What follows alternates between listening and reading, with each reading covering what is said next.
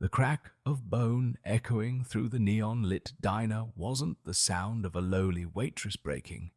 It was the sound of a prince falling.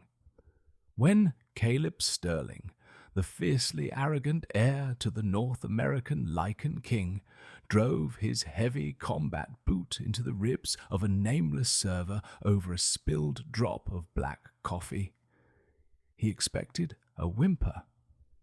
He expected her to cower and beg for the mercy of her betters. Instead, the girl didn't even hit the linoleum floor. She caught his leg mid-strike, twisted with a lethal, terrifying precision, and brought the most powerful young werewolf in the hemisphere crashing to his knees.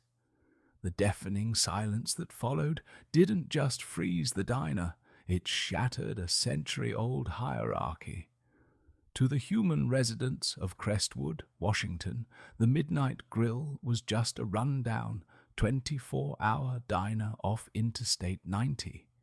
It smelled permanently of burnt filter coffee, industrial bleach, and stale frying oil. But to those who possessed heightened senses, the diner was neutral territory. It sat precisely on the border of the Sterling Pack's sprawling domain and the lawless stretch of the Pacific Northwest wild. Sloane Mitchell liked it that way. At 23, Sloane had spent the last 4 years mastering the art of being entirely unremarkable. She wore her dark hair pulled back in a frayed scrunchie, hid her athletic frame beneath a baggy mustard yellow uniform, and kept her eyes glued to her scuffed white sneakers. She didn't emit an aura. She didn't challenge anyone's gaze. If a customer was rude, she apologized. If a trucker left a pathetic tip, she pocketed the loose change without a sigh. She was a ghost who happened to carry the muscle memory of an underground pit fighter and the bloodline of a pack that had been hunted to extinction. "Table 4 needs a wipe down, Sloane," Wyatt muttered, tossing a damp rag across the counter. Wyatt was a retired, grizzled Delta wolf missing half his left ear, a souvenir from a border skirmish in the 90s. He owned the diner and tolerated no trouble, but he had a soft spot for Sloane. He thought she was human. He thought she was just a runaway escaping a bad human boyfriend. "On it," Sloane replied, her voice soft, devoid of the natural gravel that usually marked a wolf. It was a Tuesday night, pouring rain outside, the kind of torrential downpour that turned the asphalt into a slick black mirror. The diner was mostly empty save for a few weary truck drivers and a couple of local teenagers sharing a milkshake. Then the brass bell above the door violently jingled. The heavy oak door swung open and the atmosphere in the room instantly plummeted. The air grew thick, heavy with the sharp metallic scent of ozone, damp pine, and overwhelming, suffocating dominance. Sloane didn't need to look up to know who had just walked in. The hairs on the back of her neck stood at attention. Every instinct buried deep in her marrow screamed at her to bare her teeth, to submit, or to run. She forced herself to breathe out slowly, suppressing her heart rate, keeping it to a steady, rhythmic, human flutter. It was Caleb Sterling, the Lycan King's only son, accompanied by 3 of his father's elite enforcers. Caleb was 25, built like a heavyweight boxer, with sharp, aristocratic features and eyes the color of winter frost. He carried himself with the negligent grace of an apex predator who had never once been told no. He wore a tailored leather jacket that cost more than the diner's entire monthly revenue, and his boots left muddy, arrogant tracks across Wyatt's freshly mopped floor. Wyatt stiffened behind the counter, instantly lowering his head and baring his neck just a fraction, a reflexive sign of submission to the royal bloodline. even the human truckers, unaware of the supernatural reality of the men who had just entered, suddenly felt an inexplicable urge to pay their bills and leave. "Smells like wet dog and cheap grease in here," Caleb drawled, his voice a low, resonant baritone that vibrated against the windows. He didn't look at Wyatt. He didn't look at anyone. He just walked to the largest booth in the back, sliding into the red vinyl seat as his enforcers flanked him, standing like statues carved from granite. "Sloane," Wyatt hissed, his voice trembling slightly. "Take them. Whatever they want, it's on the house. Keep your eyes down. Do not look him in the eye." Sloane nodded, picking up her notepad. She knew the rules of surviving around Lycan royalty better than Wyatt could ever guess. You don't speak unless spoken to. You don't make sudden movements. And you absolutely never, ever show an ounce of defiance. She walked over to the booth, her steps light, her breathing shallow. As she approached, the sheer weight of Caleb's aura pressed against her skin. It was oppressive, designed to force weaker wolves to their knees. Because she was suppressing her own wolf spirit, playing the part of a fragile human, the pressure was agonizing, like walking into a deep-sea trench without a diving suit. "Welcome to the Midnight Grill," Sloane said, keeping her gaze fixed firmly on the edge of the laminated menu on the table. "Can I get you started with some coffee?" Caleb didn't answer immediately. He was busy scrolling through something on his phone, his jaw tight with irritation. One of the enforcers, a massive man named Briggs, glared at her.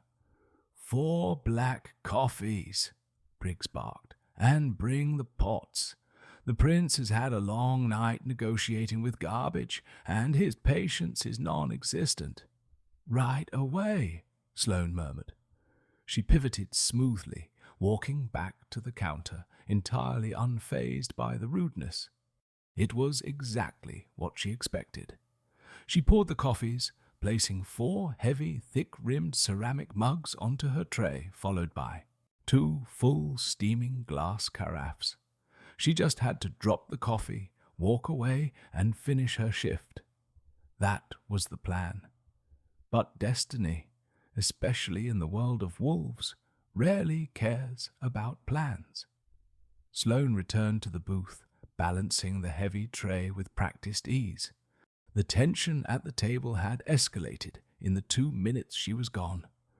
Caleb was currently leaning forward, his phone discarded, arguing in hushed, vicious tones with Briggs about a pack dispute down in Oregon. "I don't care if they claim historical rights to the river," Caleb snarled softly, his canines flashing slightly in the dim light. "If they cross the boundary again, slaughter the alpha and bring me his teeth. I'm done being diplomatic with mongrels." Sloane stepped up to the table. She reached out to place the first mug in front of Caleb. At that exact second, Caleb abruptly threw his hand up to emphasize a point to Briggs. His heavy silver ring caught the bottom of the ceramic mug in Sloane's hand. The collision was minor, but the result was immediate. The mug tipped. A splash of scalding black coffee lashed out, catching the edge of Caleb's custom leather jacket and splashing onto the table. Silence descended on the booth. It wasn't the silence of surprise. It was the vacuum that occurs right before a bomb detonates. Caleb slowly lowered his hand. He looked at the brown liquid staining the cuff of his jacket, and then he slowly, deliberately, turned his icy gaze up to Sloane. For the first time, he actually looked at her. He saw a nobody, a human, a clumsy, useless waitress who had just dared to sully him. I'm so sorry, sir," Sloane stuttered, playing her part flawlessly. She immediately grabbed a handful of napkins from her apron, reaching forward to dab at the table. "I'll clean this right up. I'll pay for the cleaning of the jacket. Get your filthy hands away from me," Caleb hissed, his voice dropping into a terrifying, guttural growl that belonged more to a beast than a man. Before Sloane could retract her hand, Caleb's temper, fueled by a night of frustrating pack politics, snapped entirely. He didn't see a woman.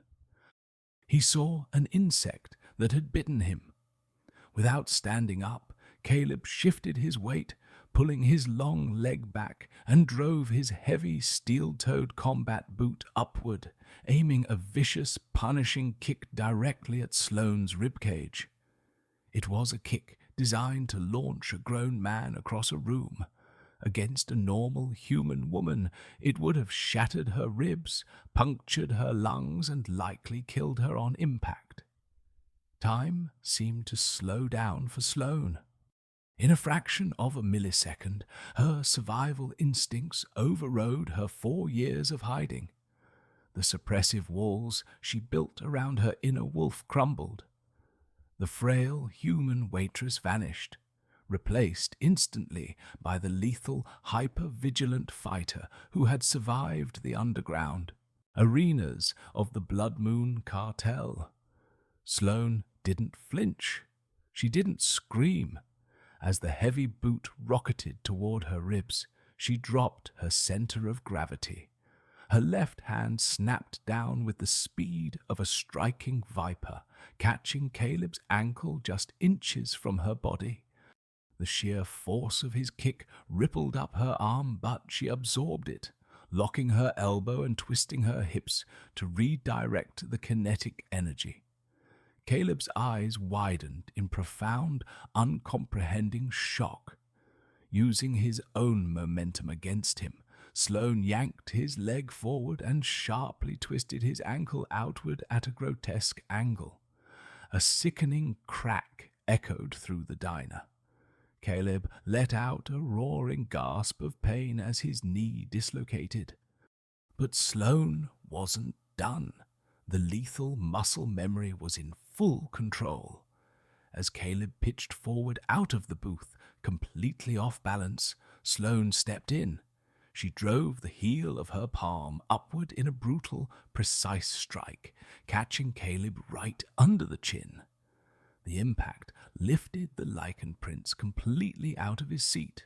He flew backward, crashing through the wooden table, sending shattered wood, glass carafes, and scalding coffee exploding across the floor. He landed flat on his back, gasping for air, staring up at the water-stained ceiling in absolute paralyzed disbelief. The diner went dead silent. The rain beating against the windows suddenly sounded like a roar. Briggs and the other 2 enforcers froze, their brains incapable of processing what they had just witnessed. A human waitress in a mustard-yellow uniform had just physically dismantled the most feared Lycan in the territory in less than 2 seconds. Wyatt dropped a glass coffee pot behind the counter. It shattered, but nobody looked. Sloane stood amidst the wreckage, her breathing steady, her posture perfectly balanced in a defensive stance. The scrunchie had snapped in the movement, her dark hair falling around her shoulders. Her eyes, usually kept lowered and dull, were now blazing with an unmistakable, glowing amber ring, the undeniable mark of a purebred wolf. She had blown her cover. She had assaulted royalty. But as she stared down at the groaning prince, she felt no fear, only the cold, familiar rush of battle adrenaline. "You should really watch where you swing your feet," Sloane said, her voice completely changed, dropping its timid pitch to reveal a smooth, dangerously calm steel. "Kill her!" The roar came from Briggs. The massive enforcer finally snapped out of his paralysis. His eyes flashed glowing gold, thick claws erupting from his fingertips as his facial bones began to shift and elongate. The two enforcers beside him followed suit, entirely ignoring the secrecy laws in front of the human truckers, who were now screaming and scrambling for the diner's exit. Sloane didn't wait for them to fully shift. You never let a Lycan finish their transformation if you want to live. As Briggs lunged, a mountain of muscle and fury, Sloane sidestepped with a dancer's grace. She grabbed a heavy ceramic sugar dispenser from a neighboring table and smashed it directly against his temple. The thick glass didn't knock him out. Lycans had skulls like cinder blocks, but it disoriented him. As he stumbled blind, Sloane kicked the back of his knee, forcing him down, and delivered a devastating spinning back kick to his jaw, snapping his head violently to the side. Briggs collapsed like a felled oak. The second enforcer roared, swiping his claws at her throat. Sloane ducked the lethal strike, feeling the wind of it ruffle her hair.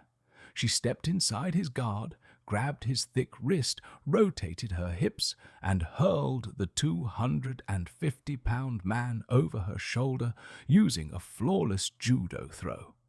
He crashed directly into the diner's jukebox, a flurry of sparks and broken neon glass showering the floor. The third enforcer halted. He looked at Briggs on the floor, looked at his comrade embedded in the jukebox, and then looked at Sloane. He bared his teeth, but he didn't attack. He was a veteran, and veterans knew when they were outmatched. This female wasn't just a rogue wolf.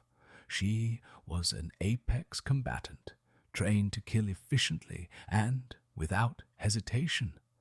Sloane stood in the center of the devastation, her chest rising and falling rhythmically.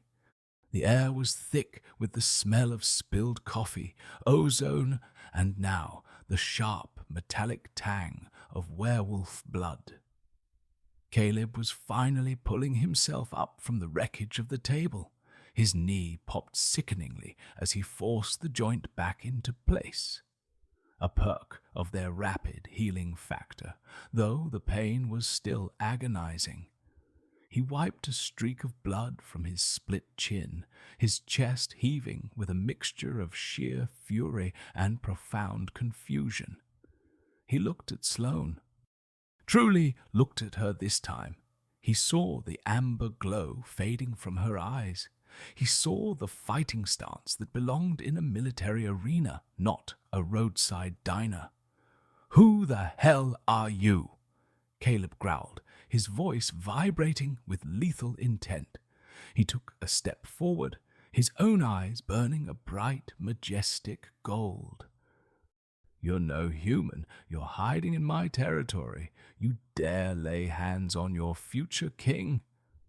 "You kicked first, your highness," Sloane spat back, refusing to lower her gaze. "I just taught you some table manners." Caleb bared his fangs, ready to command the remaining enforcer to tear the building down around her. But as he took another step forward, the heavy scent of her sweat, the adrenaline, and her unmasked aura hit him. The world seemed to stop spinning. For Caleb, the scent of the diner vanished. The burnt coffee, the blood, the rain, it all evaporated. It was replaced by an intoxicating, overwhelming fragrance of rain-soaked cedar, crushed mint, and wild, untamed lightning. It hit his senses like a physical blow, punching the breath straight out of his lungs. His wolf, usually violently aggressive and constantly demanding dominance, suddenly whimpered in his mind, dropping to its belly in utter, desperate adoration. "Mate!" The word echoed in Caleb's mind. It wasn't possible. He was the Lycan Prince, destined to be mated to a high-born alpha female from a powerful allied pack. Not a rogue, not a waitress who smelled like grease and had just broken his knee in public. Sloane felt it too. The moment the realization hit Caleb, the bond snapped into place on her end. The arrogant, cruel prince who had just tried to shatter her ribs suddenly smelled like warm amber, dark chocolate, and the comforting safety of a roaring hearth fire. The tether between their souls pulled taut, singing with an ancient, undeniable magic. Sloane's amber eyes widened in absolute horror. "No," she whispered, taking a step back, her combat stance faltering for the first time. "No, no, no, you have got to be kidding me." Caleb stared at her, the fury in his eyes entirely replaced by a dark, obsessive hunger and profound shock. The prince, who silenced rooms with a look, was now the one left entirely speechless. "Mate," Caleb breathed out, the word escaping his lips without his permission. Wyatt, who had been hiding behind the counter with a loaded shotgun, slowly lowered the weapon. He looked from the shattered prince to the terrified waitress. Sloane didn't stick around to chat. The bond was pulling her toward him, demanding she submit, demanding she go to him. It terrified her more than his kick had. With a swift movement, she ripped off her mustard-yellow apron, threw it onto the face of the unconscious Briggs, and turned toward the back exit. "Don't follow me," Sloane commanded, her voice ringing with the unnatural authority of an alpha, shocking even herself. She slammed through the swinging kitchen doors, leaving the Prince of the Lycans bleeding, bewildered and hopelessly bound to the woman who had just brought him to his knees.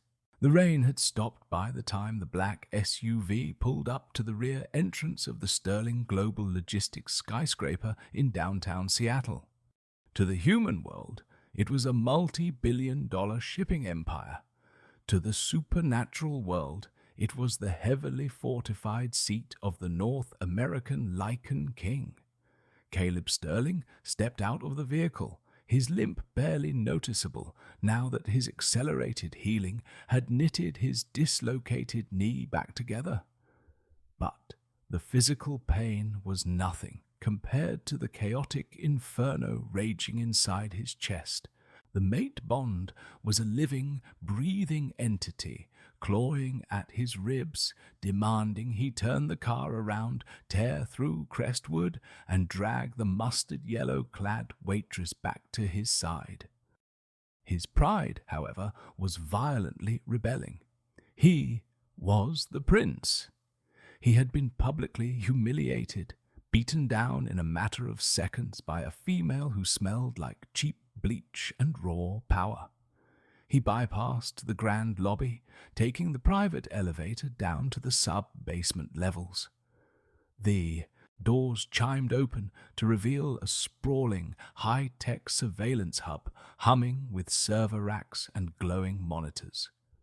This was the domain of Declan Hayes, the Sterling Pack's head of intelligence, and a wolf whose brilliance with data was matched only by his ruthlessness in the field. Declan was already reviewing the diner's security footage when Caleb walked in.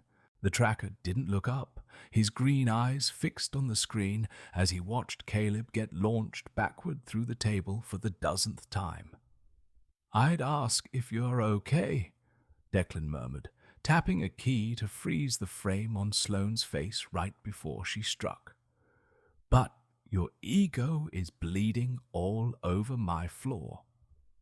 "Find her," Caleb growled, his voice tight, suppressing the urge to rip the monitor off the desk. He leaned over Declan's shoulder, staring at the frozen image of the woman who had upended his universe. "I want her name, her bloodline, and her exact coordinates. She masked her scent perfectly until the adrenaline spiked. She's a ghost." Declan typed rapidly, running the high-resolution still of Sloane's face through a proprietary facial recognition database that tapped into both federal human records and the underground supernatural registry. "Her human alias is Sloane Mitchell," Declan said, pulling up a fake driver's license, a sparse tax return from the diner, and a lease agreement for a rundown apartment in Crestwood. But the background is paper-thin, a fabricated social security number created 4 years ago. No family, no prior addresses. Whoever built this identity knew how to hide someone from the government. And from us, Caleb noted grimly. She fought like a pit gladiator, Declan. That wasn't pack training. That was survival combat. She redirected my kinetic energy. She knew precisely where to strike to paralyze a Lycan. Declan frowned, his fingers flying across the keyboard as he cross-referenced the fighting style Caleb described with known rogue factions. "Wait. Look at her eyes in the enhanced footage." Declan zoomed in on the frozen frame. Even through the grainy CCTV camera, the brilliant, burning, amber ring around her iris was unmistakable. "That's not a standard wolf," Declan whispered, his tone shifting from casual to grave. "That's an alpha bloodline, a purebred." He began filtering the database for missing or deceased alpha heirs from the last decade. The screen flashed through dozens of profiles before suddenly locking onto a digitized portrait of a teenage girl. Caleb's breath hitched. It was her, younger, with longer hair and eyes that hadn't yet seen the horrors of the world. But it was undeniably her. "Sloane Whitmore," Declan read, the color draining from his face. "Only daughter of Alpha Thomas Whitmore of the Silvermont Pack." The silence in the server room grew thick, suffocating. The Silvermont Pack wasn't just any pack. 10 years ago, they had been the most prosperous wolf community in the Canadian Rockies. But they had refused to bow to Damien Croft, a ruthless, human supernatural syndicate boss who ran the illegal blood sports and silver smuggling rings along the border. Croft's mercenaries had slaughtered the pack in the dead of night. The Sterling pack, Caleb's father, King Declan Sterling, had sworn to protect them under a treaty. But the royal enforcers had arrived too late. The Silvermonts were wiped out. The Alpha, his mate, and supposedly their 13-year-old daughter, Sloane, had been burned in their ancestral home. "She survived," Caleb whispered, a wave of profound guilt and shocking realization washing over him. The mate bond flared, entirely validating the truth. "She didn't die in the fire. Croft took her. If Croft took an alpha heir," Declan said, his voice dropping, "he wouldn't have killed her. He would have thrown her into the Blood Moon fighting pits. He breeds fighters. He breaks them down and turns them into lethal, money-making weapons for the underground." It made perfect, horrifying sense. The deadened eyes, the hypervigilance, the flawless, brutal combat skills that dismantled 3 elite enforcers in seconds. Sloane hadn't just been hiding from the world. She had been hiding from the monsters who forged her and from the Lycan royalty who had failed her family. She ran 4 years ago, Caleb deduced, piecing the timeline together. She broke out of the pits, crossed the border, and hid right under our noses in Crestwood. "Caleb," Declan warned, turning in his chair, "if she is a Whitmore, she hates us. The Sterlings let her family die, and you just assaulted her in a diner. If you go after her, it won't be a romantic reunion, it will be a war." Caleb stood up straight, the icy demeanor of the prince returning, but tempered now with a dark, terrifying resolve. He thought of the smell of rain-soaked cedar and wild lightning. She was his. The universe had decreed it, and despite his arrogance, Caleb was a wolf who protected what was his. "I don't care if she hates me, Declan," Caleb said, turning toward the armory doors. "Track her scent from the diner. Pull traffic cams. I'm going to find my mate, and then I'm going to rip Damien Croft's heart out of his chest." Sloane was moving faster than a human ever could, her sneakers pounding a silent rhythm against the wet pavement. She didn't return to her apartment.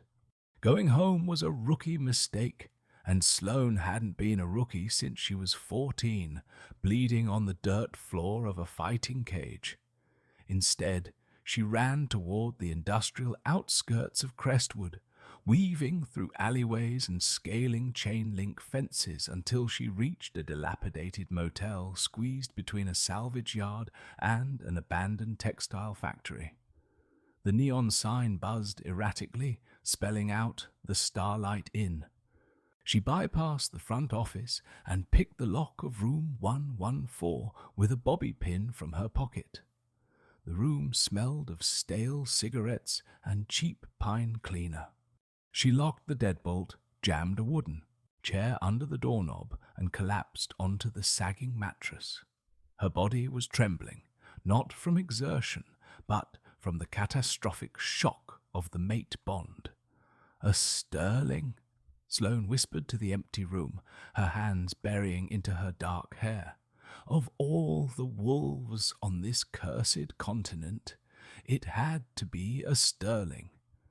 She felt a phantom pressure on her chest, a magnetic pull tugging her back toward the diner, toward the arrogant prince who had tried to break her ribs.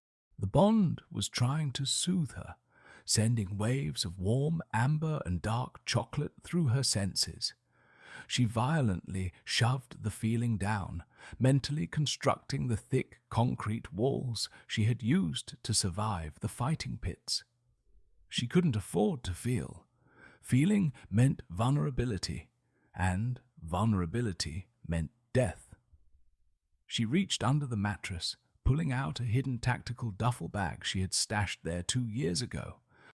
It held fake passports, $10,000 in untraceable cash, and a suppressed Glock 19 loaded with silver hollow point bullets. It was time to run again. Alaska, maybe Europe, somewhere the Sterling Pack and Damien Croft couldn't reach her. She was just slinging the strap over her shoulder when the hairs on her arms stood straight up. The scent hit her first. Ozone, damp pine, but this time it wasn't radiating suffocating dominance. It was laced with anxiety, caution, and a desperate, raw longing. He was here. Sloane drew the Glock, racking the slide with a sharp click, and leveled the barrel at the cheap wooden door.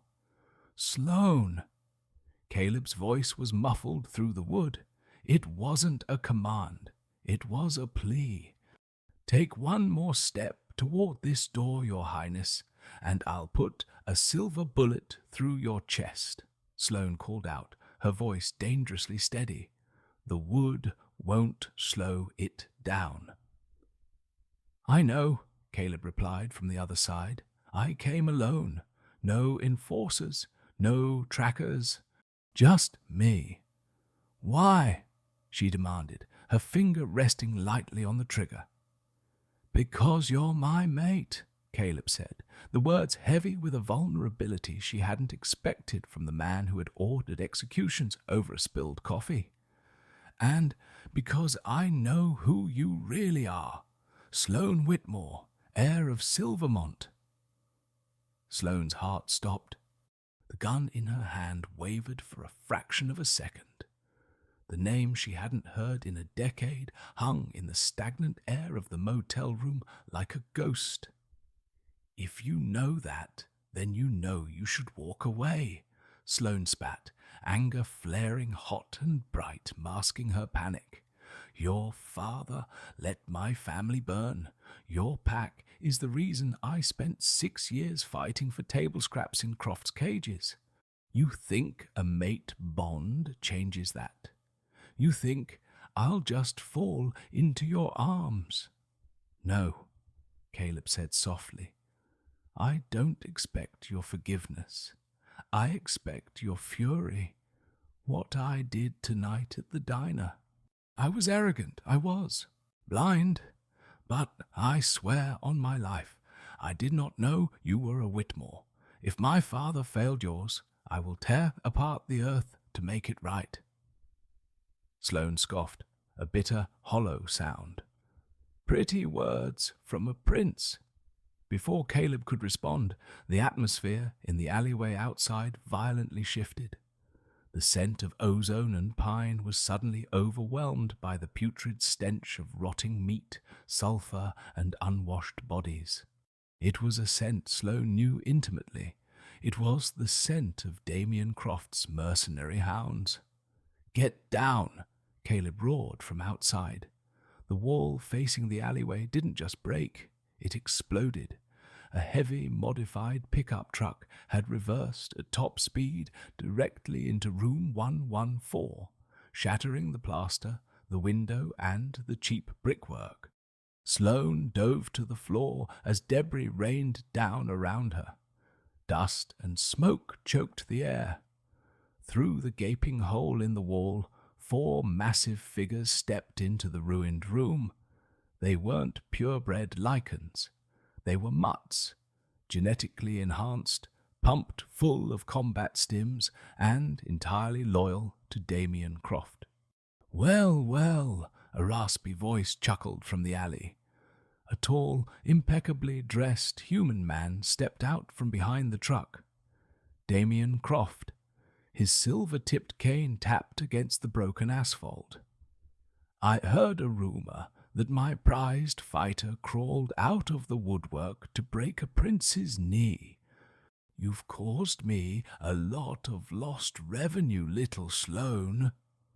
Sloane rolled to her knees, raising her Glock, but one of the massive hounds lunged, swiping a clawed hand that knocked the weapon across the room. She scrambled backward, hitting the bathroom door frame. Take her alive, Croft ordered lazily. But break her legs. I don't want her running again. The lead hound grinned, his jaw unhinging slightly.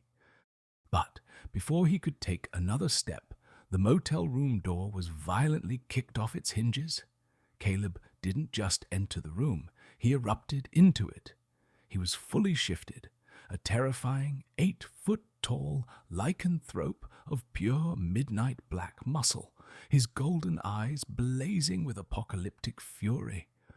The royal bloodline wasn't just a title, it was a genetic reality. He was faster, stronger, and significantly more lethal than any standard wolf. He grabbed the lead hound by the throat, hoisting the 300-pound monster into the air with one arm, and viciously slammed him into the ceiling before tossing him out into the alley like a rag doll. Touch her. Caleb's voice was a booming, monstrous growl that shook the very foundations of the motel. And I will feed you your own hearts. Sloane didn't waste time being rescued. As the other 3 hounds turned their attention to the Lycan Prince, she vaulted over the shattered bed frame. She grabbed a jagged piece of broken mirror from the floor and drove it flawlessly into the femoral artery of the closest attacker. He howled, dropping to his knees, and Sloane used his back as a springboard, launching herself into a spinning aerial kick that caught the 3rd hound square in the temple. For the next 60 seconds, the ruined motel room became a slaughterhouse. Caleb fought with the overwhelming, brutal power of a god, ripping through the enhanced mutts with terrifying efficiency. Sloane fought like a phantom, utilizing deadly precision and agility to hamstring and blind the enemies Caleb missed. They moved together with a synchronicity that defied logic. They had never trained together, yet the mate bond guided their instincts. When Caleb ducked, Sloane struck over his shoulder. When she swept a leg, he delivered the finishing blow. It was a violent, bloody waltz, and within a minute, all 4 hounds lay dead or unconscious among the rubble. Damien Croft, realizing the catastrophic error of cornering a royal Lycan and his lethal mate, had already vanished into the night, leaving only the scent of burning rubber in his wake. Caleb stood amidst the destruction, his chest heaving, his claws dripping with black blood. Slowly, he shifted back to his human form, ignoring his torn clothing. He turned to look at Sloane. She was bruised, covered in plaster dust, and clutching a piece of bloody glass. But she was alive. The silence between them was heavy, no longer filled with animosity, but with the undeniable reality of what had just happened. They were bound, they were targets, and they were now standing in the center of a war. "You're bleeding," Caleb said softly, taking a cautious step toward her, his arrogant demeanor entirely stripped away. Sloane looked at him, the prince who had humiliated her, the prince who had just risked his life for her. She dropped the shard of glass. "So are you," she replied, her voice finally losing its hard edge. The rain returned, washing the black blood from the asphalt as Caleb's matte black SUV tore down the desolate highway, leaving the ruined Starlight Inn far behind. Inside the cabin, the heavy silence was broken only by the rhythmic hum of the engine and the ragged breathing of the 2 bruised warriors. Sloane sat in the passenger seat, pressing a torn strip of her flannel shirt against a deep laceration on her forearm. The adrenaline was fading, replaced by a deep, aching exhaustion she hadn't felt since her days in the fighting pits. She glanced sideways at Caleb. His knuckles were bone white on the steering wheel, his jaw clenched so tightly the muscles fluttered beneath his skin. He had fought for her. The heir to the continent's most powerful pack had thrown himself into a meat grinder without hesitation to protect a woman he had kicked merely hours ago. "We need a secure location," Caleb said, his voice a low gravel, devoid of its former arrogance. "My father's royal compound in Seattle is too exposed. If Damien Croft found you this quickly, someone gave him your scent, someone with access to the Sterling intelligence grid." Sloane narrowed her eyes. "You think you have a mole?" "I know we do," Caleb replied darkly. "Declan ran your face through our highly classified database to find your identity. Less than 20 minutes later, Croft's modified hounds drove a truck through your motel wall. That's not a coincidence. Croft is heavily funded, but he isn't omnipotent. He has an inside man in my father's court." They pulled off the interstate, winding deep into the dense, ancient pine forests of the Cascade Mountains. Caleb navigated the treacherous, unpaved logging roads purely by memory and moonlight. Eventually, they arrived at a reinforced steel gate disguised seamlessly within a rocky embankment. Caleb keyed in a code, and the heavy doors groaned open, revealing a hidden, subterranean safe house built into the bedrock. It was a remnant of the old Lycan Wars, a bunker designed to withstand a siege. Inside, the bunker was utilitarian but fully stocked. Fluorescent lights flickered on, illuminating concrete walls, a massive armory, and a medical bay. Sloane immediately moved to the stainless steel sink, turning on the cold water to rinse her arm. Caleb watched her, the mate bond pulsing with a desperate urge to comfort her, to lick her wounds and claim her. He forced his wolf down. He had lost the right to act on instinct the moment he disrespected her in that diner. He walked over to the medical cabinet, pulling out a suture kit, iodine, and heavy gauze. He set the supplies on the counter next to her. "Let me," he said quietly. Sloane tensed, her amber eyes flashing with residual distrust. But as she looked at him, really looked at him, she saw the profound remorse etched into the sharp lines of his face. She slowly extended her bleeding arm.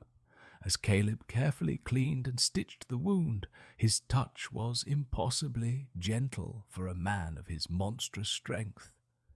The silence between them shifted, the hostility melting into a fragile, complicated truce.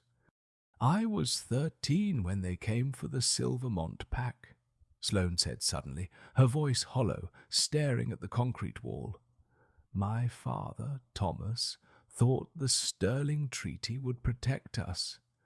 When Croft's mercenaries breached our borders with silver-laced incendiaries, my father told me to run to the woods and wait for the king's enforcers. I waited for 3 days. They never came. Instead, Croft's men found me." Caleb stopped stitching. He closed his eyes, a wave of sickening guilt washing over him. The sins of his father's administration were suddenly laid bare, bleeding on the metal counter in front of him.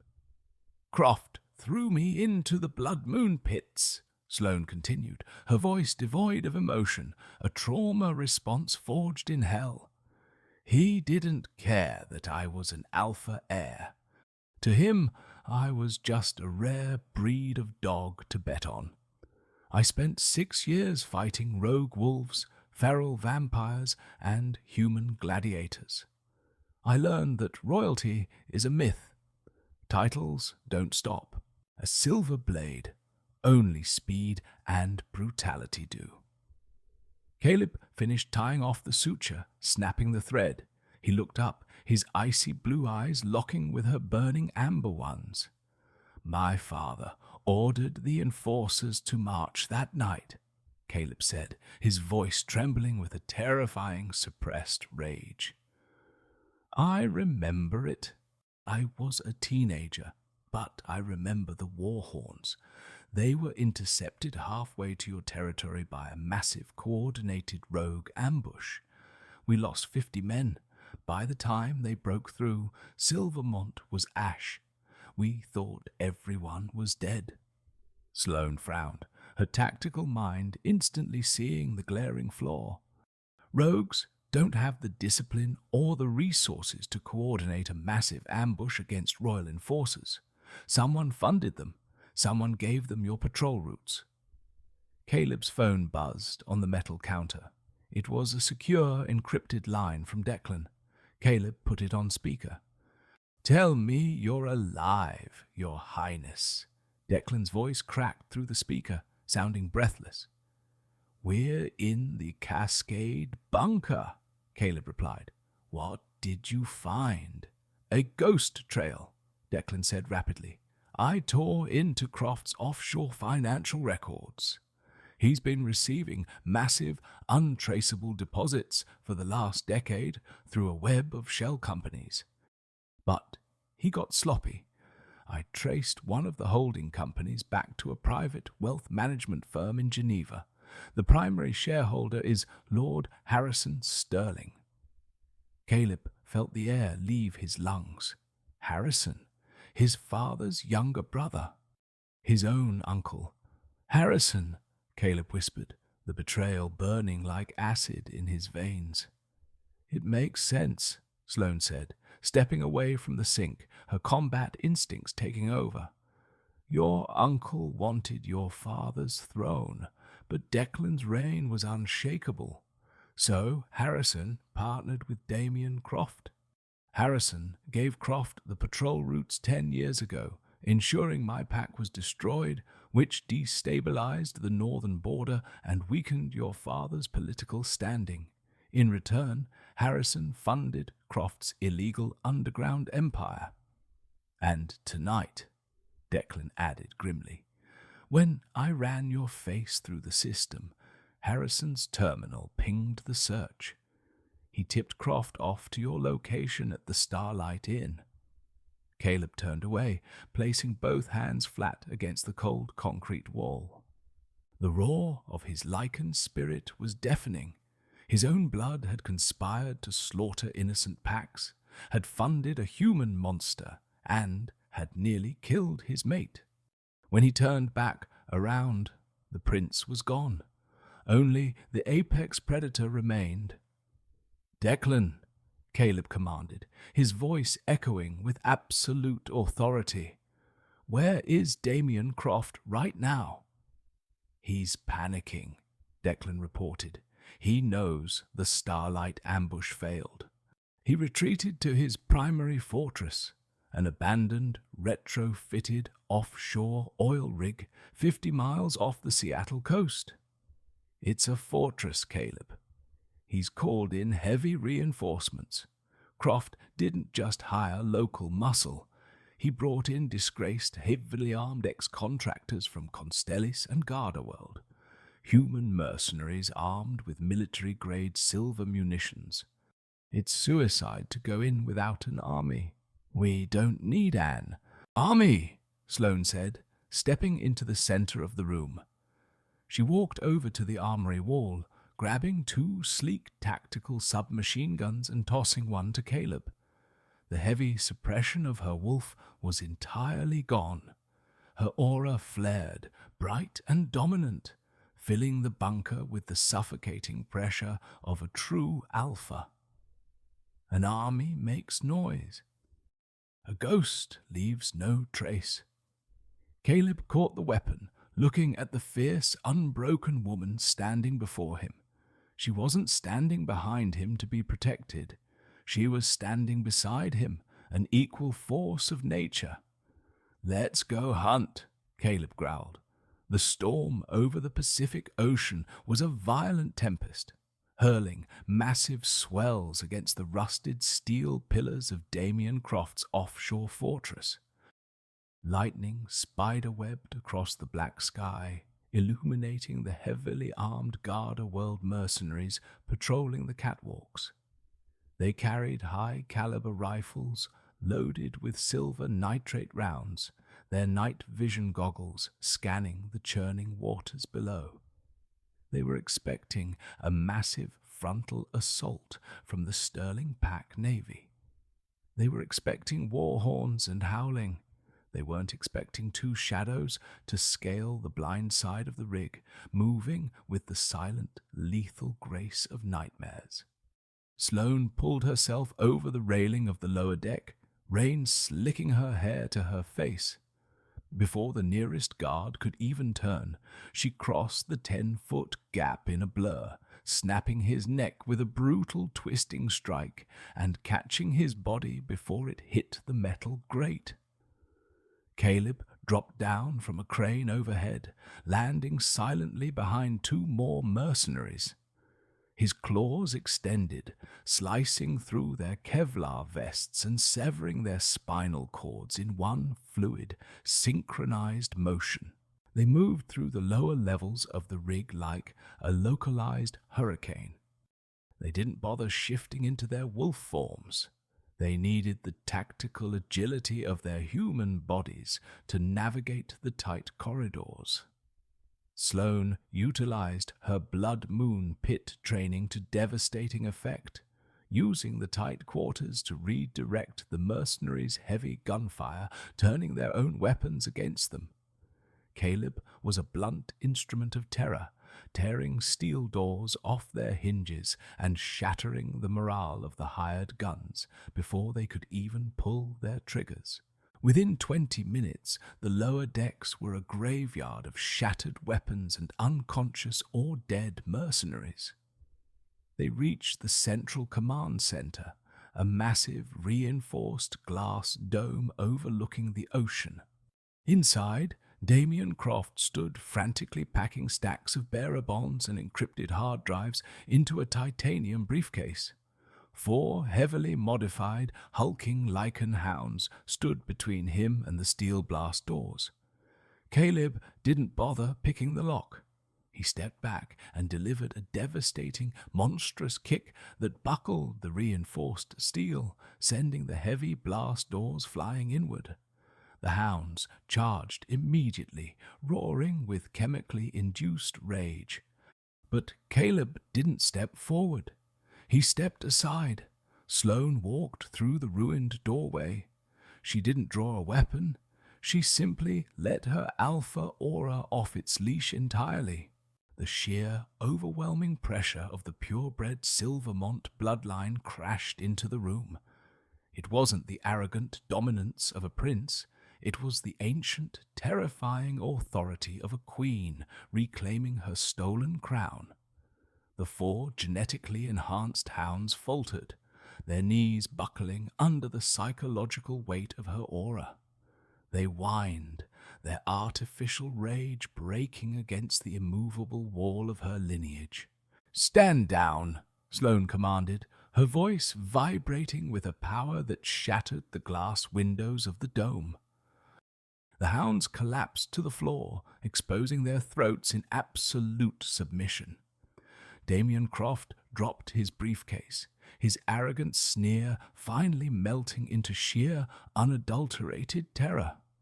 He stumbled backward, drawing a silver-plated revolver, his hands shaking violently. "You're dead," Croft stammered, aiming the gun at Sloane. "You died in the pits. I own you." Sloane moved faster than the human eye could track. She didn't dodge the bullet. She disarmed him before he could pull the trigger. She grabbed his wrist, twisting it until the bone snapped, the revolver clattering to the floor. She grabbed him by the lapels of his expensive Italian suit and slammed him against the central console. "You never owned me, Damien," Sloane whispered, her amber eyes burning holes into his soul. "You just borrowed me, and the rent is due." Sloane didn't kill him. Death was too easy for a man who had tortured her kind for sport. Instead, Caleb produced heavy silver chains from the rig's own dungeon. They bound Croft, dragging the screaming syndicate boss to the lowest level of the rig, the very silver-laced holding pens he used to torture rogue wolves. They locked him inside, tossing the key into the churning ocean below, leaving him to face the justice of the authorities Declan was currently vectoring to their location. By dawn, the storm had broken. The grand throne room of the sterling global skyscraper was bathed in the pale morning light. King Declan Sterling, an imposing, grey-haired Lycan with a face carved from granite, sat upon his elevated chair. The entire royal court, including the traitorous Lord Harrison, had been summoned for an emergency session. The heavy oak doors swung open. Gasps echoed through the grand hall as Caleb strode in, battered, bloody, but radiating a triumphant, undeniable power. He wasn't alone. Walking perfectly in stride with him was Sloane, still wearing the blood-stained flannel and scuffed sneakers, her head held high. Lord Harrison paled, his smug demeanor evaporating as Caleb threw Damien Croft's encrypted ledger directly at his uncle's feet. "Treason!" Caleb's voice boomed through the hall, silencing the murmurs. "Funded by Lord Harrison.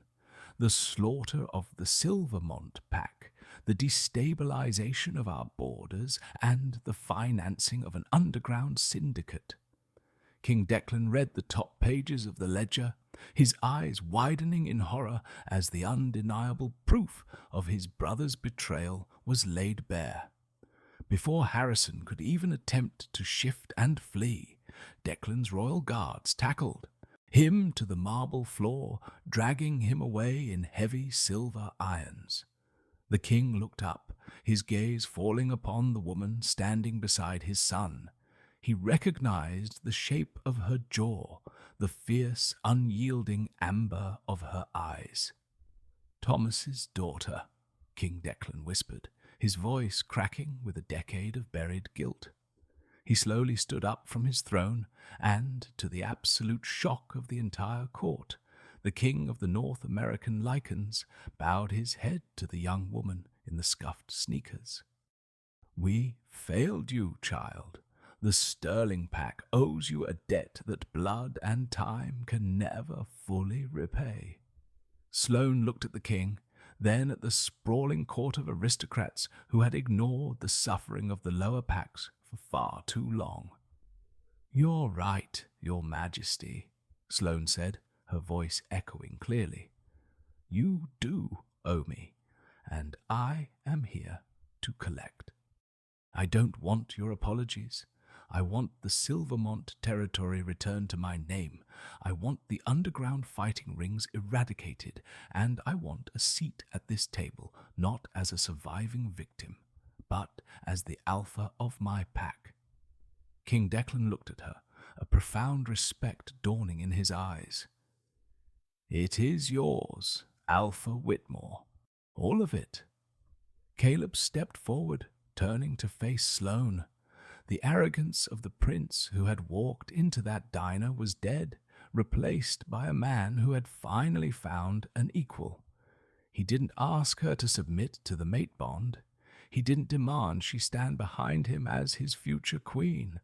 Instead, Caleb dropped to one knee on the polished marble floor in front of the entire court, taking her scarred hand in his.